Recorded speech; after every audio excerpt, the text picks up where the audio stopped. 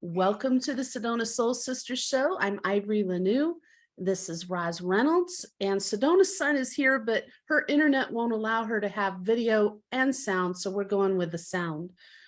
Thank you for tuning in with us today. Our topic today is real-life paranormal experiences. Before we get started, I want to say a hello to our listeners in Gunzenhausen, Bavaria. Thank you for tuning in. It's exciting to have you here. If there's ever anything you'd like us to address, let us know. And let's jump into this. Roz and I were just talking about it. It's like, I've had so much paranormal stuff going on the last few nights. I just need some sleep. But both of us have had a lifetime of paranormal experiences. And I'll just say, this is the nexus of it for me.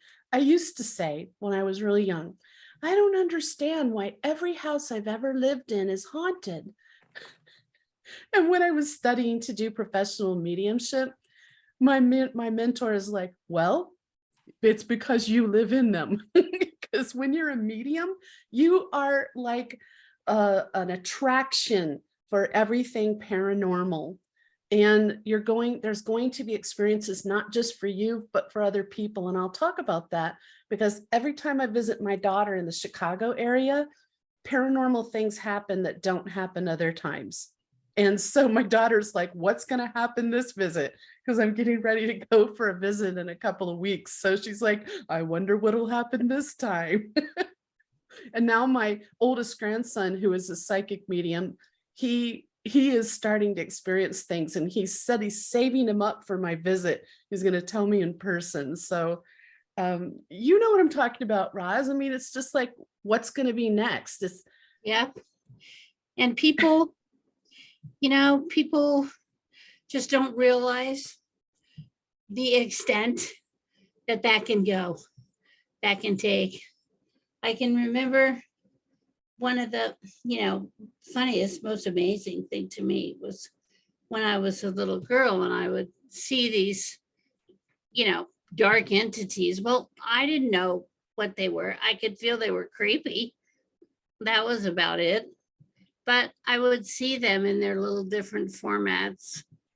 And I would be like, what do you want?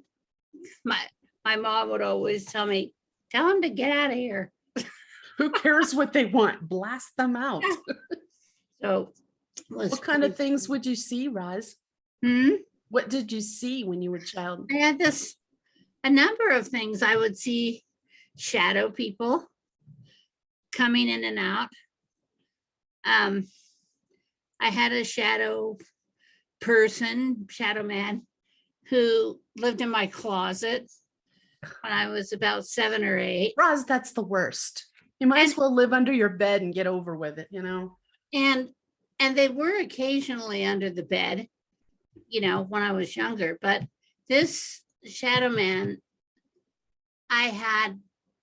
my parents had built this house maybe a year before this. So, I mean, it's not like we moved into a house with anything going on. I think he just moved in with me. So the weird thing was my parents had installed these little closet latches.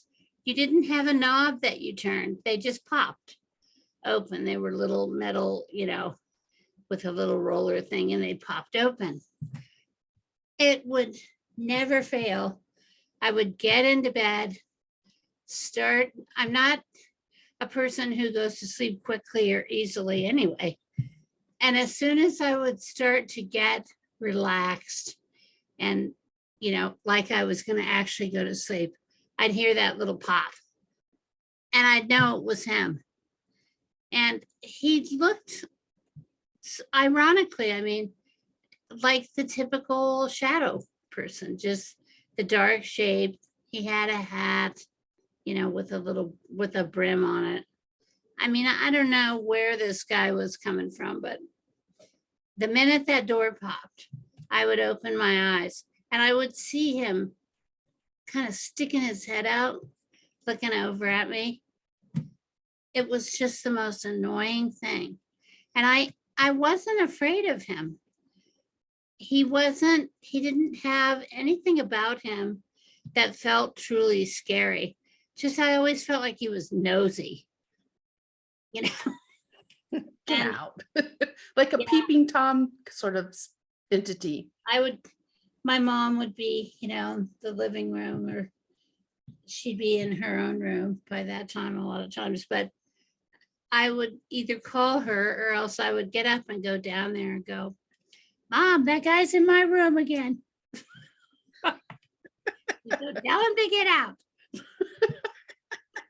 That's good. She was training you from an early age to like use your power, your spiritual strength, and blast those things out of there. Because I just always picture you like this 3, 4, 5-year-old, get out, in that irritated voice you can have. Yeah, he was really annoying. And there were some other sort of quote unquote consistent, what I would consider to be, dark entities, scary entities, who'd occasionally make an appearance. But I guess I don't know. I guess I just got used to them in a way, because I didn't have that fear reaction to them. So I was just like, you're bothering me, leave. So I had a lot of adventures, as did you.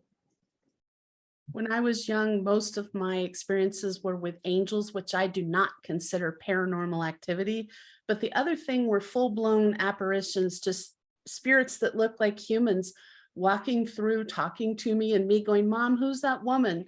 What woman? You have such an imagination. Oh, I heard that so many times. Until then, you're like, as a child, you're like, well, maybe they're not there. Maybe I'm wrong, but I sure saw that woman walk through the room and smile at me or say hello. But I really I've talked about that on previous shows, and I really want to talk about like recent things. And I really want to make it clear too, like paranormal activity is not always about spirits and entities and scary things. Sometimes it's just weird things. And that's what I'm having this week. There's Sedona, her smiling face. Hi, Sedona. I went to sleep 3 nights ago, and at 4 a.m, I woke up from a dead sleep, and there's a spotlight coming from behind my head onto the wall where I'm looking at, and there's a bookcase there, and I see a large disc, a golden disc with a spotlight on it, spinning in a clockwise fashion. And it was like the disc was about this big.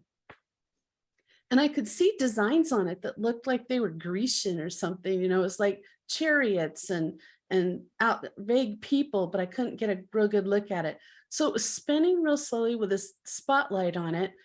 And around all of that was something I'm kind of used to seeing as a mystic. I go to other places. So I may have gone to another place. I don't know. But there were what looked like this yellow giant wheat. That's the best way I can describe it. All around the bookcase, like the ceiling, the walls, all around as far as I could see in that whole corner. Now, granted, that corner of my bedroom is a portal.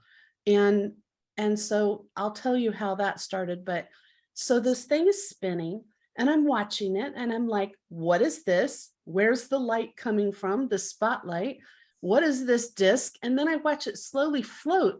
And I told Roz it would have had to float through the top of the bookcase, but it floated right through and above it and was just spinning there for a while slowly. And I'm like, okay, why? And finally everything went away. And then I saw some angels in the room, which didn't feel connected to that. And I'm like, I don't know. I went to sleep. The next night, 4 a.m., I'm woken up again, and there's a light on the disc. The same disc is back. There's a light on it, but it's not as bright. So I can't see the disc. And I'm frustrated because I'm like, well, at least if I'm going to see this again, maybe I'll get a better look at the design. Maybe the design is important. But no, because the spotlight wasn't very bright, it just looked like slashes, dark slashes on this golden disc. So it was on the left side of the top shelf of the bookcase, and it stayed there. No giant yellow, weird looking wheat around it, just the disc. And it went away and I went to sleep. And I told Roz last night, I refused to open my eyes when I woke up around 4 a.m. Nope, I'm not playing this game, because if I'm not going to be told what that disc is about, or it's made clear to me why it's important I see it, I need my sleep. I'm tired. So sometimes it gets to be so frequent that I just don't want to engage. And I know those of you out there who are like really eager to experience a paranormal event are like, that's insane. No, when you've had thousands of these kind of events, eventually you just need a good night's sleep. So, it can go to the point where there's too much paranormal event. Yeah, definitely that. One thing I think you could kind of bring up in the same time frame as this stuff you're discussing is there is a shift in the Earth's magnetic field at about 3:33. Okay, now I experienced that shift at around 1:11, 2:22, 3:33. So I mean, this is a consistent practice, or it's really interesting. And I've always had clients who come in. I mean, I've been told, that that's because of my energy, like I'm drawing them in, and also I'm which I didn't realize this for years, I'm activating gifts that they have. I was clueless on that one. So the bottom line here is I've had a lot of people lately, but it's been consistent over the years, coming in and going, okay, I'm waking up at 3:33. And when I wake up, I'm seeing things, I'm experiencing things. So give this some thought, people who are out there who are experiencing these paranormal events, because there are, there's physiology, there's physics, there's all kinds of things going on outside of our little immediate world that we are experiencing. And if you're having these kind of events where it's consistently on a time frame, and you're experiencing whatever, you're definitely in that frequency of being receptive. And as your frequency rises, you get to experience more. Yay. Sometimes things you don't want to experience, but I'm not going to talk about that today. What I want to talk about, I mentioned that corner of my room is a portal. And the reason, every house I've lived in, there's been a portal, usually in the bedroom, sometimes in the closet, or both.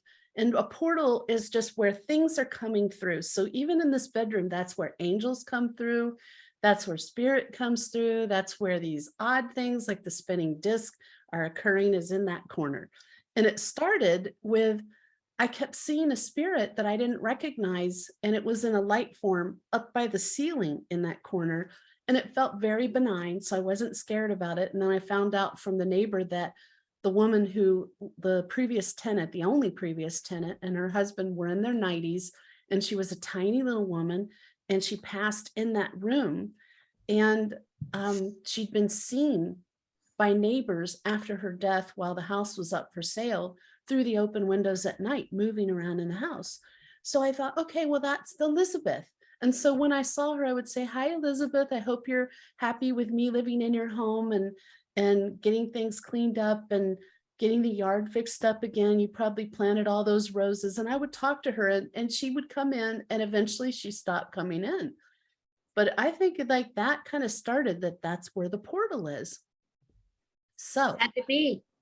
That's where, like, as a mystic, I've mentioned this before, but I'll just tell you, like, there's a lot of things I see as a mystic, and it's more like I go to this other place, and I'm not trying to, and I'm wide awake, but I'll go to another place. And so in that corner is where I'll often suddenly realize I'm not in Arizona for sure, because nowhere in my room, because I'll see Rococo, like it looks like the Palace of Versailles, like the Rococo fancy ceilings and wall edgings and really fancy walls itself. And I'm like, okay, I've seen that hundreds of times, walked around in it once. It's like, I don't know why. I don't know if that's about my past life. I had one at the Palace of Versailles, but I don't know if that has to do with that, because there's plenty of things that I've experienced. Like one night I was wide awake laying in bed in a different house in Cave Creek, and suddenly there's a gigantic UFO over the bed, like maybe 20 feet over the bed, and the whole upper floor of my home is gone. And all I can see above me is this old weathered UFO. It's huge. And I can see space. If I look out to the sides, I can see space around it. And I could see unfamiliar characters etched into it. And it looked like it'd been through battle because it had scars on it, and it was old.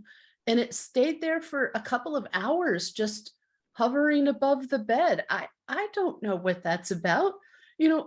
These things happen and I'm just like, huh, well, that's interesting. And then it goes away and then I go to sleep. And sometimes if it lasts super long, I just go to sleep, because you can only stay up so long. And I tell my daughter about these things and she's like, Mom, I don't know how you exist like that. I'm like, if it's been your whole life, then it's just life, right, Roz? I mean, what are you supposed to do? I don't know. I think I've become, I guess I would say, uh, unaffected in a way by it all. I just think interesting. Sometimes I wake up, I know I've been awakened, by an energy field, a presence, something. And I'll wait there for a few minutes. If nothing happens, I'm like you. I'm like, okay, turn over, go back to sleep. So I think one thing that happens when you get this exposure, and I'm sure that we're not the only people that are constantly, being bombarded by some aspect of energetic frequency anomalies or something. But I just feel like if it's something important, somebody's going to tell me, Yeah, that's what I think too. And if it, I don't know, like, I know there's people out there who are going to think you just go to sleep and you're missing out. I'm like, well, your body, you're human. You need to get your rest. And eventually, when you've had enough. And sometimes I'll pass out just trying to watch all this on and on and on. But, I'm going to talk a lot about this current house I live in, which, by the way, Roz helped me make sure this was a really neutral space. So there's nothing evil here, but there's been interesting things, like in the bathroom, I saw through the crack in the door, I saw this large, thin black wing sweep by through the crack in the door. I saw it very clearly, like just a large, black, thin wing. It was probably 5 feet long. And I'm like, okay, I don't know what that is. yeah, And I saw it again a couple more times, the corner of my eye, in the same general area. So right outside of that closet, Roz, where Roz's boyfriend Ed has put so much organite into that closet that my parents saw in there and they're like, what is this? It looks like almost a wall of organite in there for spiritual protection, to shut down a portal that was in there I didn't want. And so, things like that, just weird things, you just don't know what it is. I mean, obviously when it's an angel or if it's a spirit connected to me or a client, I know what that is. That's fine. But sometimes these things happen and you never get an explanation of what it is, but you have to go by how it feels. We've talked about that. How does it feel? yeah. Does it feel scary? Do you feel dread and terror? is it just because you've never experienced anything like that before, or is it really the energy of that thing you saw or what you experienced? Because you have to be careful of that too. Well, I think when you look at it enough to what happens after a while is you just come to the point where you're like, okay, I see you. I know you're here. I don't know what you want, whatever you want. Speak your truth. And then I want to go to sleep. Yeah, I keep telling him, please, So- can we do this during the day? I'll even set aside time, but no, apparently it's got to be at, between like 2, 4 in the morning.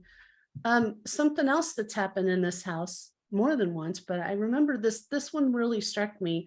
I was lying on my right side, so the normal portal's behind me. So now I'm facing the bathroom and the closet's on the other side of that. And so all of a sudden I open my eyes and I'm in a crystal cavern. And it's these huge amethyst crystals. There's a whole wall, the ceiling, everything in my bedroom is gone, and it's just an amethyst crystal cavern.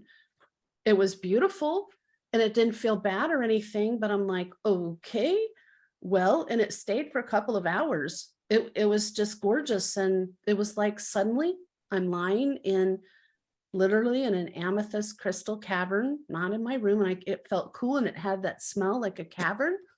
There was a cool breeze on my face, unexplained. So I don't Just know gotta what that's roll about, with but I like that one.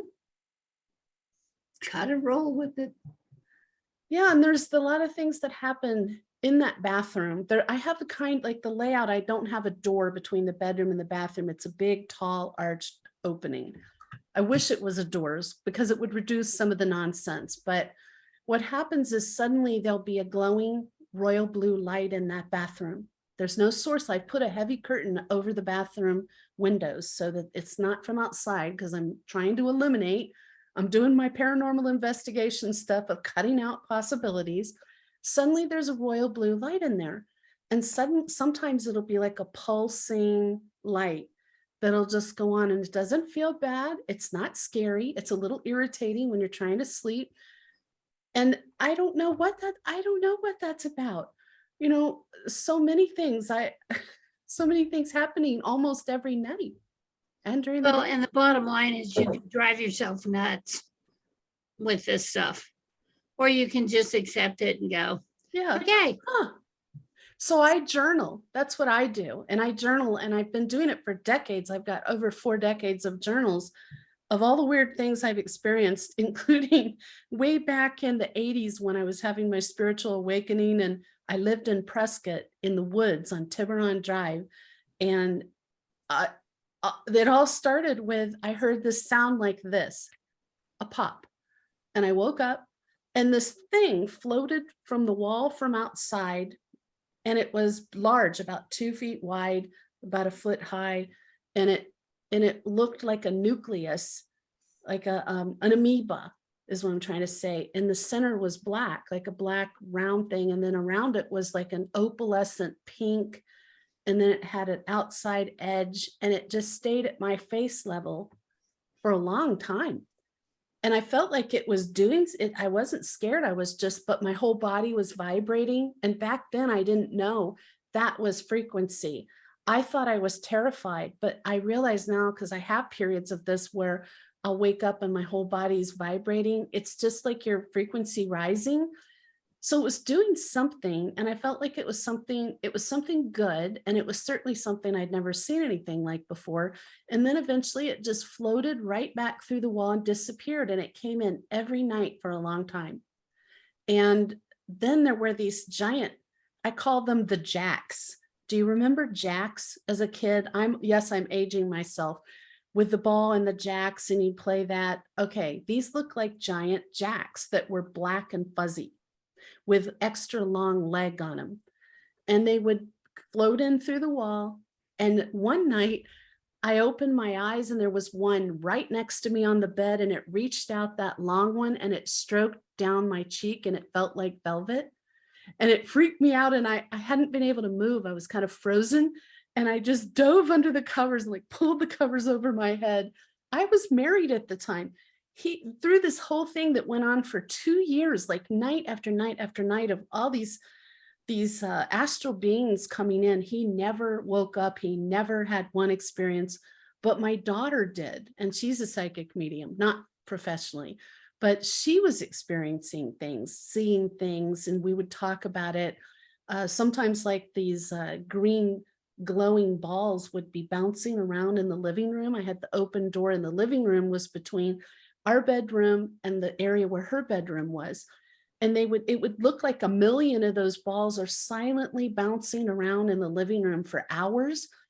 And I'd be like, what's going on? What? And I was afraid to walk through it. So I'd wait till it stopped. And then I'd run and check on my daughter. And sure enough, the next day she'd say things like, the little men came and played with me last night. I said, were you scared? No, they floated me out the window. So, she was just like totally like, no, I'm fine, but I felt like that was happening. So I couldn't get to her. So there was just a lot of interesting things. And then the people who bought the house never experienced a thing. So there you go. Frequency, right? You're bringing them in. I don't know. That's when I had my huge spiritual awakening. Like, it's not like I wasn't spiritual before that, but that started me off on a journey. Like, I needed to know more. I needed to know what was happening to me. Why was it happening? And everything just kind of exploded from there for me on my journey. And that's why I always tell people, like, your spiritual awakening could be some big kapow event, or it could be a series of small ones, but there's going to be something that's going to happen that just makes you so unleashed, where you have to explore, you have to know more. You have to allow, I think, your mind, your curiosity, your all of it to just expand and explore. And you have to kind of do it with no hesitation or fear. It's so funny because I can remember watching the movies that were made, when I was a kid. And think about it, like, for those of you who are like in your 60s now, the movies started coming out in Hollywood where everything that was like sci-fi was about insects, or some strange creature that has become created in some energy field. And the ones that I remember the most as being scary were never the ones where there were any aliens or any, it was always insects that were bothering me, So funny, because when I was a little kid, I never hesitated to pick up an insect. I never thought they were going to do anything to me. Now let me see a large spider, except tarantulas. I mean, those are pretty harmless guys, but let me see a large spider and, I'm ready to run off. Well, don't you think Hollywood experiments with, let's see if they're scared of spiders. Let's see what scares them more. Let's do spiders. Yeah. Let's do bugs. Yeah. Let's do this, and they're just always testing to see what's going to wig you out and go with that for a while. Well, look at some of the stuff that they've started showing now where they have been on Mars, for example, with the rover or whatever. Mm-hmm. And they show things that exist and are created by either humans or other species. Faces, pyramids, all these different things. And I don't even think of those as being scary.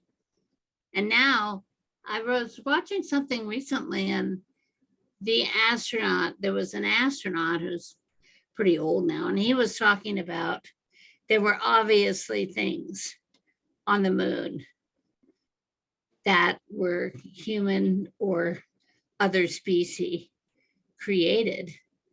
And I was just fascinated, just thinking, well, of course. That's I what I mean, would think. Of course there are, you know, so but I- if you've experienced a lot of paranormal activity, supernatural activity, I think it opens your mind to understanding there's so many things out there, and just because you haven't experienced doesn't mean it doesn't exist. And I think that's an important place to arrive at, because then you can be more compassionate and understanding and open-minded to people who have experienced things you haven't, instead of going, oh, what a nutball. You know, there was a time when I would no way have talked about any of this to people, let alone on a podcast. So yeah, that didn't hurt. It did not help things. I worked in the field of mental health because I didn't want to end up in the lockup unit. So I decided to keep all that to myself for the most part at that point.